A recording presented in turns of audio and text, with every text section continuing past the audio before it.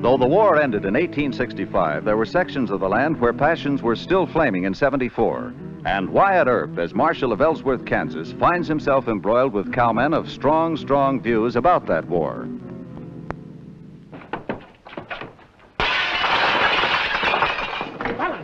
Oh, Marshal Earp! Marshal Earp! Here, wait a minute. You stop it! Stop it! Stop it! Oh, this is done to her. Hold it!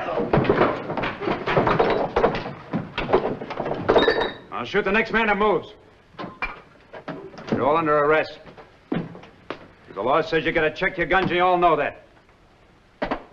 Mike, take the guns and start them to jail. All right, everybody put their guns on the table here. Move! Move! Oh, I'm much obliged to you, Mr. Earp. 5 minutes more and they wouldn't have left me anything. They'll have to pay for it, Mrs. Danaher.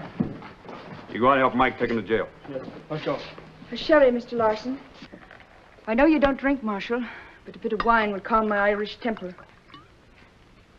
What started all the trouble, man? They're still fighting the war between the states. All those cowhands were Southern men. They wanted me to move General Lee from my parlor in here. General Lee? Oh, a picture of him. Oh. They called her a traitor. You better clean up. Yes, ma'am. I can't understand it, Mr. Earp.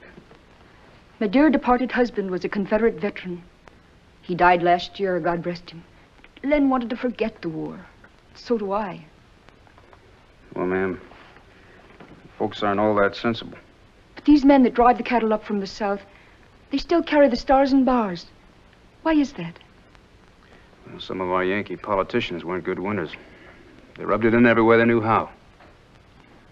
Give a cowhand a pint of whiskey and, well, he starts remembering his grievances. But am I the one to pay on that account, Mr. Earp? No, ma'am. I'll collect the damages for you. Mr. Lyson? Yes, sir? How much do you think it'll cost to put this place back into order? Oh, 2,000 or 3,000. 3,000, huh? Oh, don't be asking a Swede. 1,500 is the Irish of it. Mrs. Danaher, this is business. 1,500, Mr. Earp. I'll see that you get it. I'll have a talk with Judge Miller. Lord love you, Mr. Earp. Good day, ma'am.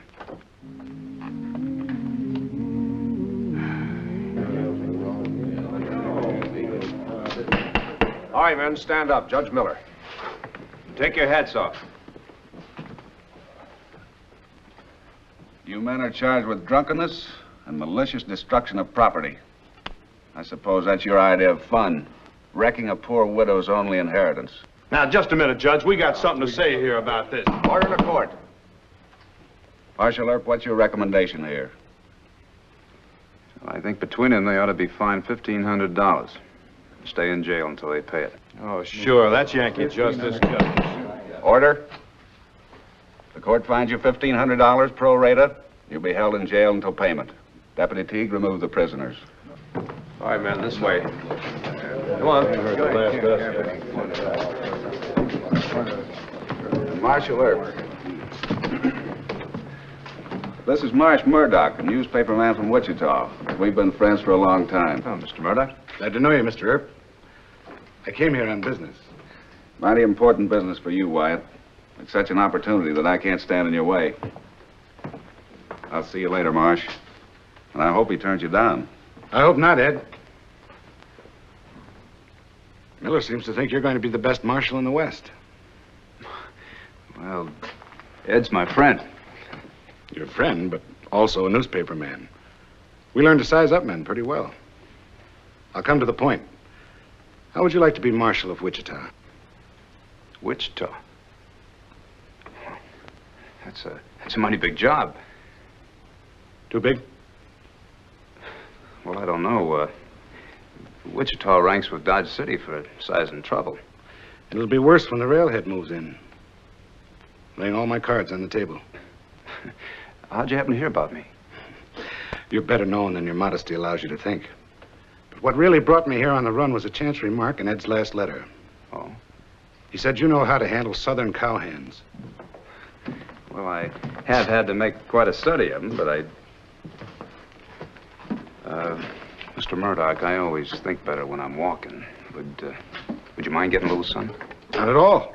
Good idea. You know, getting along with Southerners is our big problem, Mr. Earp. Bill Hickok let some Texas men run it over him last week and had to quit. And when Sheriff Smith retired, we have to start all over. Well, I heard that Hickok's a mite too quick on the trigger. While Bill didn't have the intelligence to reason with cowhands, he shot him. Well, they take a lot of patience. I can't say I'm any too well liked by them. No northern peace officer is going to be liked. The best he can do is convince the Johnny Rebs that he means to be just and fair. Well, that and understanding their pride. Pride? Yeah, it seems to me that's the key to it. Just about all the war left him was their pride. That's true. You've heard folks speak of it as a foolish pride, but, well, I've never held for that. See, I got two brothers that fought for the North. They tell me the Southerners have every right to be proud. They fought real well. They sure did. When I took this job here, I made up my mind I'd never shoot a cowhand if there was any other way out of it. You mean there are other ways? Well, I hit him with my fists a little, or buffalo him over the head with my gun barrel. It's a lot more effective than shooting him. You take an awful risk, though. Well, you buffalo a cowhand, and all he has is a headache. But if you shoot him, a lot of fellas can say to themselves it wasn't a fair fight, and then they lay for you. Well, you're right. What happens if the cowhands decide to stay in jail? Who's going to pay for that work? Well, then we'll all chip in. But I think they'll pay for it. What makes you so sure? Well, a cowhand hates to spend much time in jail. It hurts their pride. What happens if they can't raise the $1,500? Well, then their bosses will pay for it. Hurts their pride, too. Pride? I never thought of the cowhand problem in just that way. You're the man for the job in Wichita. We can pay you $250 a month. Nominally, you'll serve under the new Sheriff Todd. But you'll be in charge of law enforcement. Well, what do you say? Well, that Masterson will want to come with me, but he's going to have to go to school. Ed Miller isn't too happy about my leaving. No, but he realizes with the railhead moving on to Wichita, this town will change from a cowhand whoop-de-doo to a normal community. Well,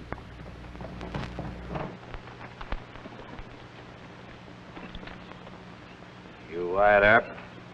That's right. Where's Judge Miller? Who are you? Rams is the name. Kirby Ramsey.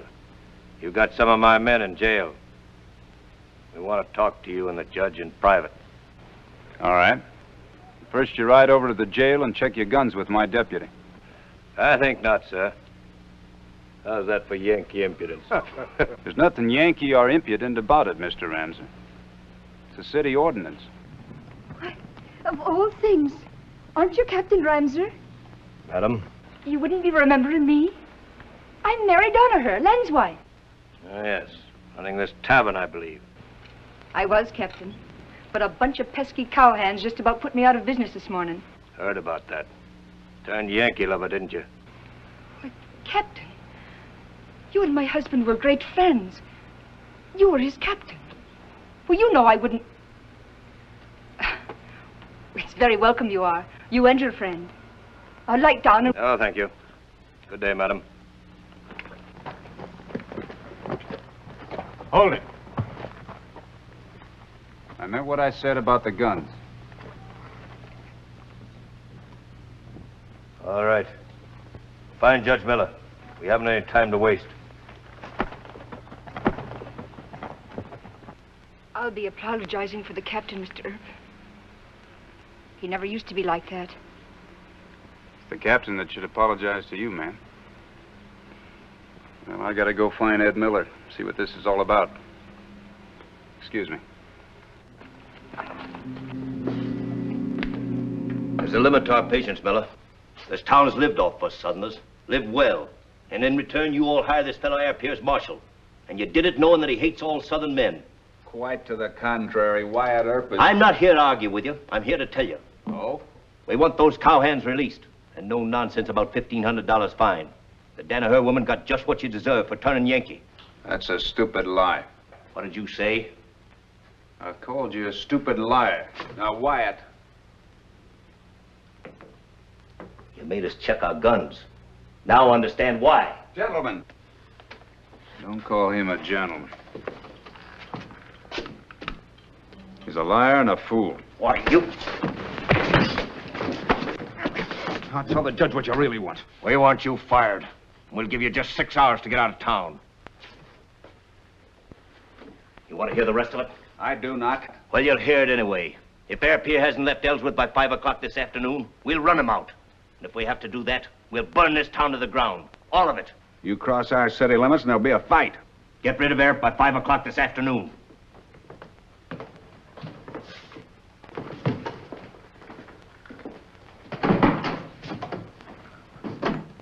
The Civil War all over again.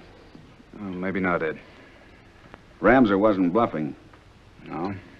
But how many gunfighters can he raise? You know anything about the captain? He's a hot-headed professional Southerner. He owns a big cattle spread in North Texas. He can hire plenty of gunfighters in the camps. Well, shall I let him run me out of town? This is serious, Wyatt. We'll need to arm at least 100 men.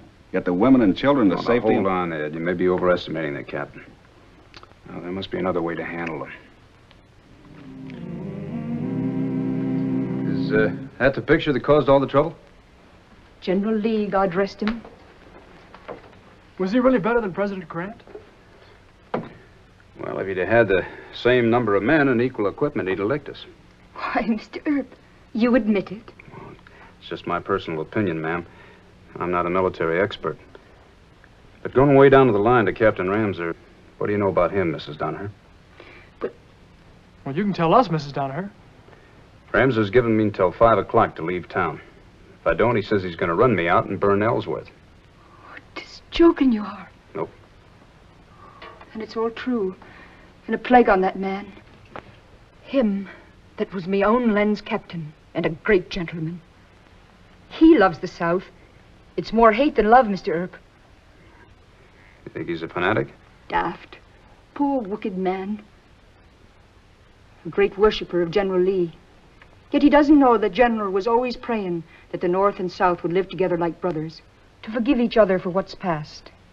I'll bet that Ramser doesn't even know the date of General Lee's birthday, or even his middle name. Let's see.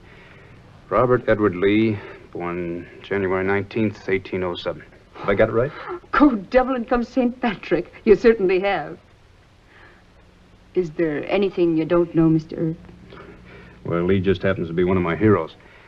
But I don't know much about Ramser. You think he was bluffing? Was he cold sober when he threatened you? Hmm. Then you'll be after trying it, Mr. Earp. And don't take him lightly. What kind of a following could he have? A few friends and a lot of money. And there's hundreds of Southern men in the cattle camps right now. Yeah. Mr. Masterson, I got a job for you. Yes, sir. I want you to take your horse and scout the camps. See if you can pick up a line on Ramser in a couple of hours. Oh, but Mr. Earp, if they catch him spying, he might get hurt. Don't worry, they won't catch me. Mr. Earp's learning me to be a marshal. Teaching me. When we get you into school, they'll pound the difference into you. Now, there are two things I want to know quick. Is Ramser coming at 5 o'clock, and with how many men? Yes, sir, I'll find out. Mr. Earp, a strong sense of justice has bedeviled us Irish from the start. Why should you, who've refused to gun so many cowhands, be put among their enemy? Well, it is kind of mixed up, isn't it? Oh, it truly is. You being the kind of man you are, Ramser can't chase you out of town. And yet if you stay, there'll be a bloody battle. And that none of your making. Well, maybe Ramser will change his mind. Would you approve of my driving out to the camps? I'd have no influence on Ramser, but I do know a lot of cowhands. Ma'am, it's good of you to offer, but no. You'll hide behind no woman's skirt. Well, I'm not wounded and down to my last cartridge yet. Too bad. It was a silly whim of mine. Think nothing of it. I'll go count my liquor bottles.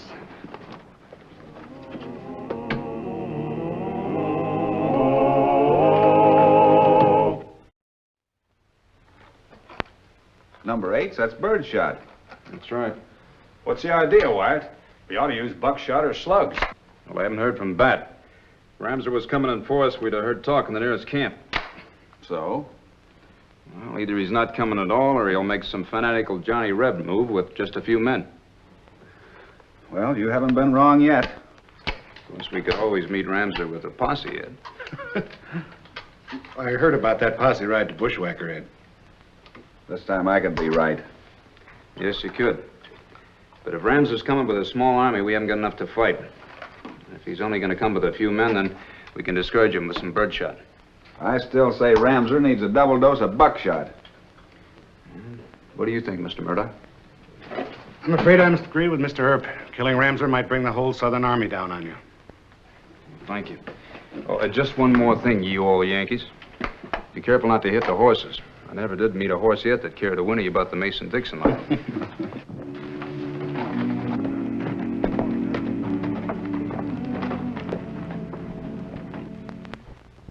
I found this tacked onto the crossroads sign down at the corners. Miller, tell Earp I'm giving him until 6 a.m. tomorrow to leave town. Kirby Ramser. Just a bragging faker. He talked too much for a real Johnny Reb. The real one's just come a-shooting. I don't know. Might have taken him longer than he figured to get his crowd together. Well, Bat should have been back here by now. I don't like it. You think Ramser might come in this morning? Well, Bat can tell us that. If they haven't caught him.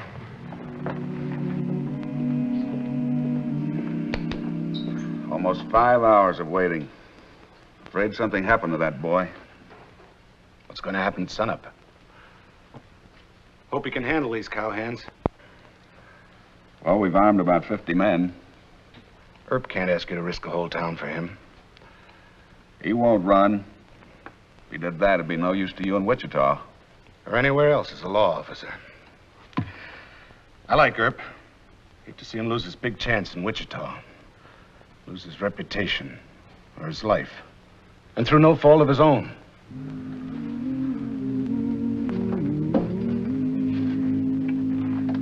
Why must you hurt so? Bat's a smart, handy lad. He'll take care of himself. Mrs. Donaher, I sent him out there. They say a woman's lot is hard. But a woman can weep and be no smaller for it. A woman can have fear and run, and it's expected of her. But you men, must you be held by courage till it's the death of you? I'm going to go out and get him. Oh, God, no, heavens, no. Mr. Earp, Mr. Masters. You all right? a couple of Ramser's men caught me spying on him. I found out what you wanted to know, sir. Ramser's coming at sunup. He's hired all the top guns. We'll have to find him with every man we can get. I'll get my medicines. He's coming with Maynard Clements, John Wesley Hardin, Curly Bill, Ringo, and the Clairvoyants. All right, just rest yourself. Don't talk anymore. Put your feet up. Ed, I want you to call off the fight. You're leaving town? Ramser wants me. It's my fight, not yours. I know Clements and Hardin and the rest of them. Are you planning to let them shoot you down? No. Tomorrow's going to be General Lee's birthday. We're going to make it his birthday. We are? You think they'll respect that? I don't know, but it's my only chance. Give me a break, Ed. Call off the fight and keep everybody out of it. All right, Wyatt. Come along, Marsh. We'll pass the word. Well, good luck to General Lee. And you. Thank you.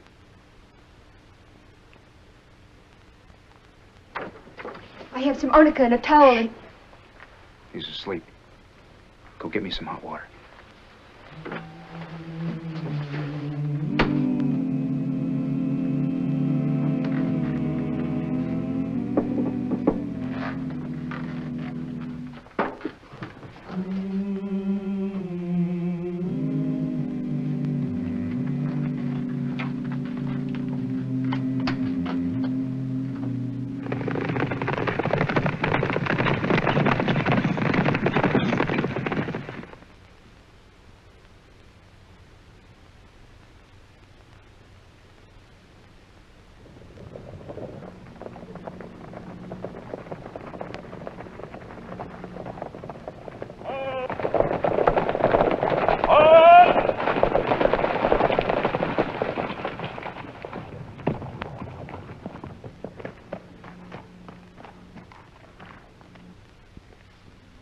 Morning, Captain. What is this? You can read. It's the General's birthday. I know that. But why would a blue-bellied Yank town in Kansas remember it? Well, the general belongs to all of us, sir. This is a trick. You're trying to hide behind General Lee. Talk us out of what we came here for. No, Mr. Ramser, I decided to make my fight here. I thought that about 6 of you might like to pay your last respects to him. What's holding us up? Wyatt back there. It's the General's birthday. Whose birthday? Lee, Robert E. Lee. You men will show your respect. And you'll show your respect. Well, now, I'm always willing to do that, Captain. But I don't think the general would want my regard for him to put me at a disadvantage. Your regard is an insult, sir. Well, I didn't choose his birthday to bring in a bunch of hired killers to gun one man and wreck a defenseless town. I thought Master Robert was born in October. What's that all about? They ain't sure this is his birthday, Captain. Idiots. They think I don't know the date. They'll respect his memory. In review, forward!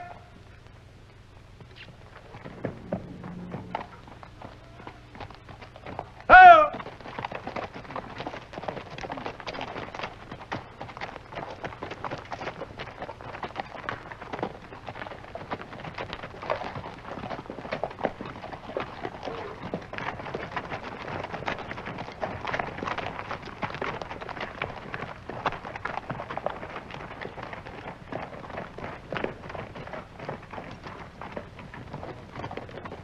I'll move away from the general's picture.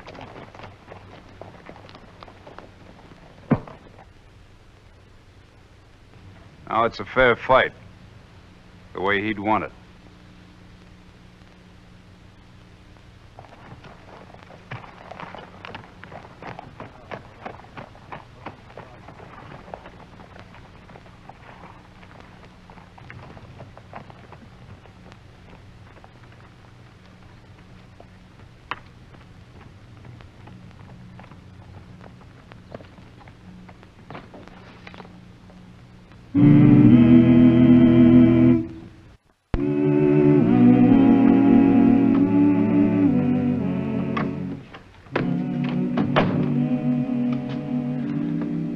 Commencing to learn something about Wyatt Earp? I think so. The Wichita job is yours, Wyatt, and on your terms. Thank you, Mr. Murdoch. I can accept it now with a clear conscience. I don't think you'll have any more trouble, Ed. But if you want me to, I'll stay. No, Wichita is too big an opportunity for you, Wyatt. I think you should accept it. $1,500 from Ramser to Mrs. Danaher. Oh, thank you. I'll take it on over to her. I'll see you both later. Right. Is that straight now? Good and straight, just like him. Mr. Earp, sir. Yes, Mr. Masters. How long do I have to stay in that school? Till you learn the date of General Lee's birthday? Well, I already know that. January, 19th, 1807. That's it. Those ignorant Johnny Rebs. Mr. Masterson, don't ever call them ignorant. No, they knew the main fact, that they loved General Lee.